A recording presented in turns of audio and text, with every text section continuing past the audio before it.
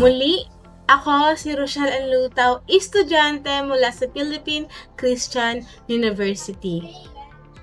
Base sa mga naging sagot nila sa ating pakikipagpanayam, nakakatuwa lang isipin na hanggang ngayon tingin nila napakahalaga pa rin pag-aralan ang buhay at gawain ni Jose Rizal. Na kung ako man din ang tatanungin, ay ganun din ang aking magiging sagot dahil sobrang halaga pa rin ngayon para sa akin na pag-aralan ang buhay at gawain ni Jose Rizal.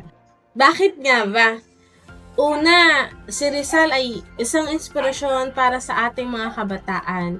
Sa kabila ng mga hamon at kakulangan, ipinakita niya ng edukasyon at sipag ay daan tungo sa tagumpay. Ginamit niya ang kanyang talino at kaalaman, hindi lamang para sa sarili kundi para makatulong sa bayan. Sa panahon ngayon, kung saan madaling madistract ng social media at ibang bagay, mahalaga pa rin balikan ng halimbawa niya upang maipaalala sa atin na disiplina at determinasyon ang susi sa totoong tagumpay. Pangalawa, ipinakita ni Rizal ang wagas na pagmamahal sa bayan. Diba?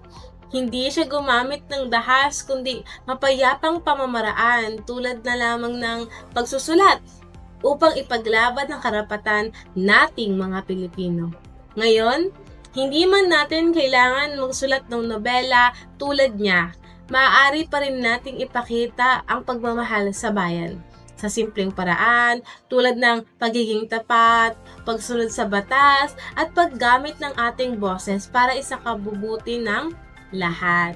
Ikatlo, makikita natin na ang mga problemang kinaharap niya noon tulad na lamang ng pang-aapi, kawalan ng katarungan, at kakulangan ng oportunidad ay naririyan pa rin hanggang ngayon. Kaya napapanahon pa rin aralin ang kanyang mga turo dahil pinapaalala nito na ang tunay na pagbabago ay nagsisimula sa edukasyon at tamang paggamit ng ating talino at kakayahan. Ika-apat, naging simbolo rin si Rizal ng pagkakaisa at pagkakakilanlan bilang Pilipino. Sa panahon ng globalisasyon, kung saan maraming kabataan ng mas naaakit na sa mga banyaga, ang pagbabalik sa kanyang buhay at kaisipan ay pagpapaalala sa atin na mayaman ang ating kasaysayan at hindi dapat ikahiya ang pagiging Pilipino. Kaya sa huli, masasabi ko na mahalaga pa rin pag-aralan ang buhay at gawain ni Jose Rizal. Hindi lamang ito bahagi ng ating nakaraan, kundi isang bagay para sa kasalukuyan at sa ating kinabukasan. Kung ang kabataan ng pag-asa ng bayan, mas lalo natin kailangan ng kanyang mga aral upang maging makabayan, responsable at tunay na Pilipino. Maraming salamat po.